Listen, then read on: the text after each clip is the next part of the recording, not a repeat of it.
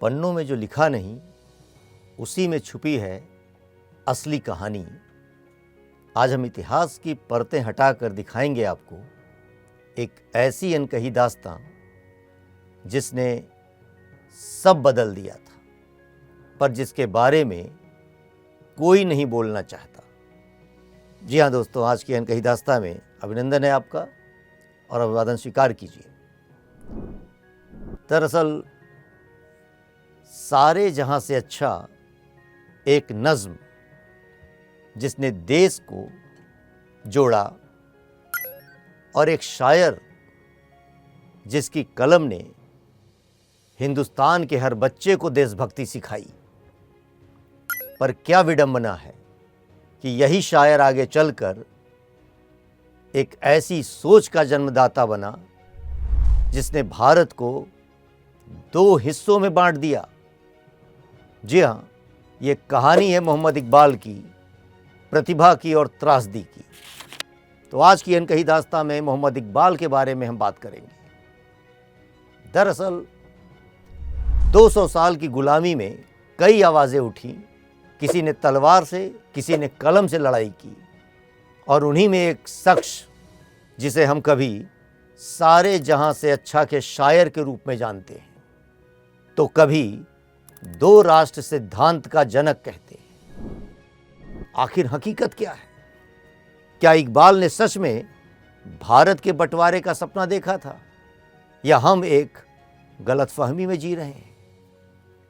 आज की अनकही दास्तां सिर्फ इतिहास नहीं, एक ऐसे कवि की यात्रा है जो हिंदुस्तान हमारा लिखते लिखते एक अलग मुल्क की बात तक पहुंच गया। यह यात्रा कैसे हुई और क्या वो सचमुच बंटवारे का कारण बने? तो शुरू करते हैं आज की यह अनकही दास्तां में इकबाल का दास्तां। दरअसल एक गलत समझा गया कवि या दो राष्ट्र सिद्धांत का असली संस्थापक इकबाल। गौर करने की बात यह है कि एकता के एक शायर ने बंटवारे के भविष्य का वास्तुकार का रूप किया। इकबाल की तालीम लाहौर में हुई।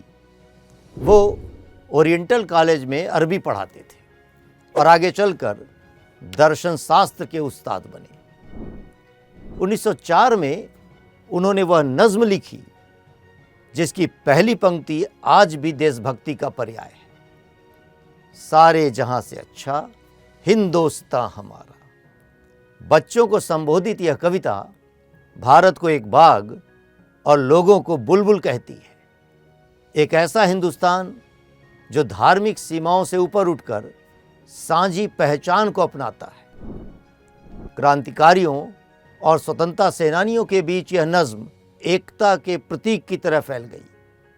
यह कोई आम कविता नहीं थी, यह उस पीढ़ी का राष्ट्रगीत था जिसे कांग्रेस के अधिवेशनों में गाया जाने लगा। दरअसल इकबाल की शुरुआती विरासत साफ थी। एक समावेशी राष्ट्रवादी शायर जो सभी धर्मों की साझी मिट्टी का गीत लिखता था। यानी शुरुआती इकबाल पूरी तरह भारतीय राष्ट्रवाद के कवि थे। लेकिन समय बदलता है और इंसान भी। यूरोप का असर पड़ने लगा, पहचान की दीवारें खींचने लगी। जी हाँ, 1905 में यूरोप पहुंचे इकबाल और वहां की हवा ने उनके भीतर की दुनिया ही बदल दी।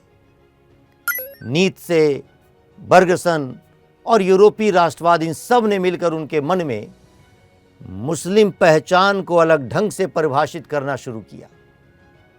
वो अब वही शायर नहीं रहे जो हिंदुस्तान को बुलबुलों का बाग कहता था। उनके भीतर एक नई राजनीतिक बेचैनी जन्म ले चुकी थी।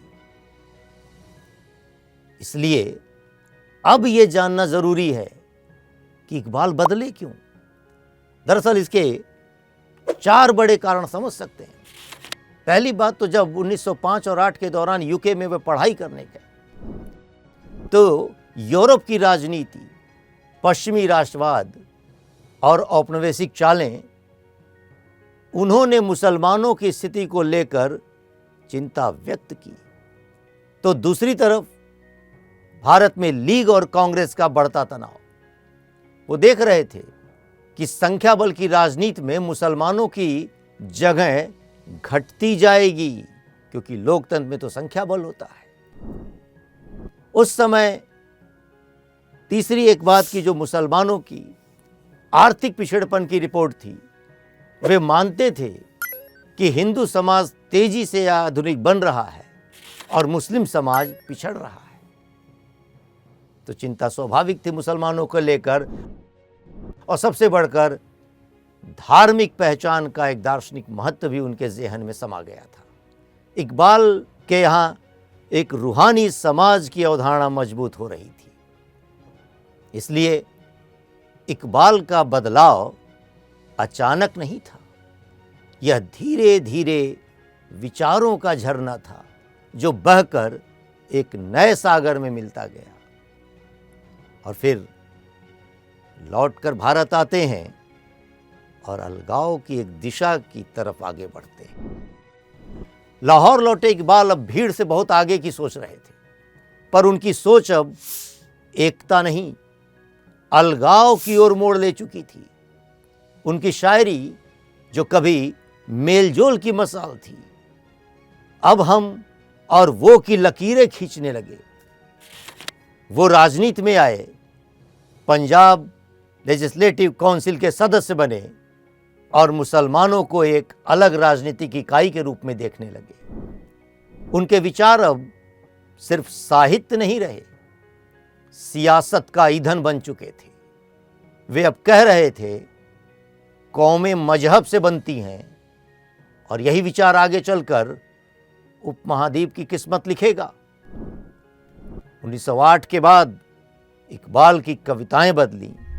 तरायनाए मिल्ली में लिखा, चीनो अरब हमारा, हिंदुस्तान हमारा, मुस्लिम हैं हम, वतन हैं सारा जहां हमारा।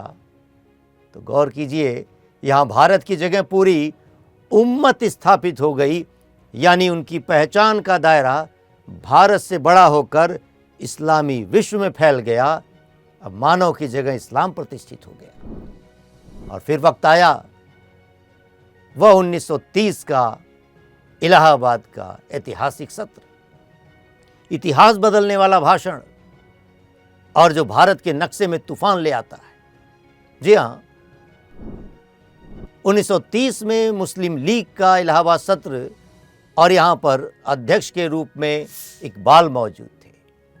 मंच पर खड़े इकबाल कहते हैं कि मैं चाहता हूं कि उत्तर पश्चिमी भारत के मुस्लिम बहुल इलाकों को एक अलग, आत्मनिर्भर और खुद मुख्तार राज्य का दर्जा दिया जाए, एक मुस्लिम राज्य का दर्जा दिया जाए।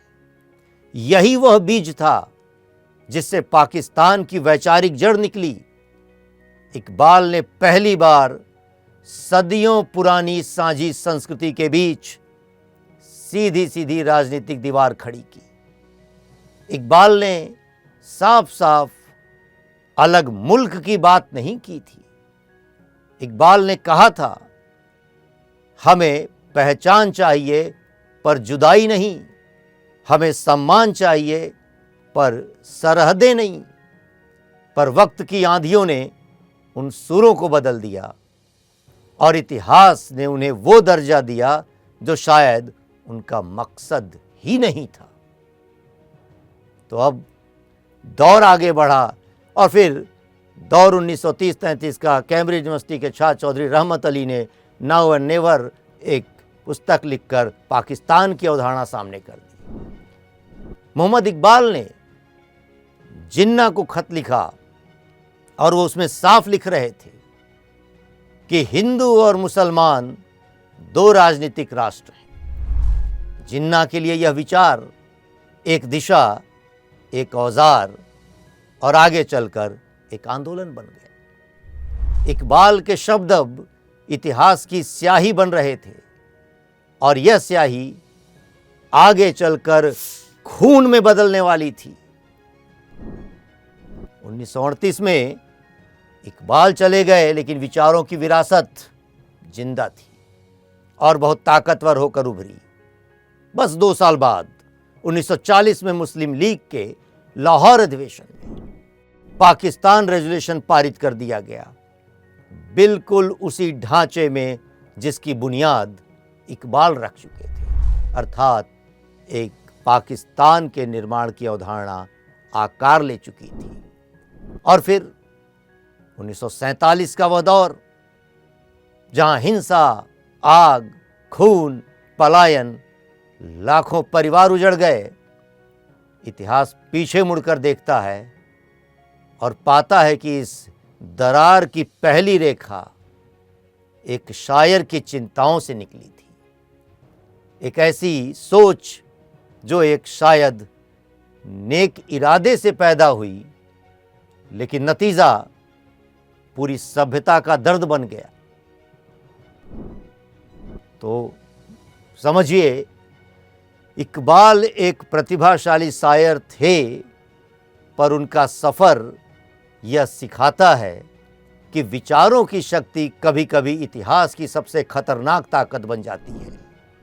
उन्होंने एकता का गीत भी गाया और बंटवारे का खाका भी, और शायद यही सच है कि एक शायर दुनिया बदल सकता है, लेकिन दुनिया हमेशा शायर की मंशा को नहीं समझती। इसलिए अंत में यही कहूँगा कि इतिहास की यही तो खूबसूरती है। इकबाल को जिसने पढ़ा आधा, वह उन्हें बांटने वाला समझ बैठा, और जिसने पढ़ा पूरा, उसने जाना कि यह शख्स सरहदें नहीं, सच की तलाश में भटकती इंसानियत को ऊंचाई देना चाहता था। शायद यही है इकबाल, जिन्हें समझने के लिए दिल चाहिए और परखने के लिए दृष्टि।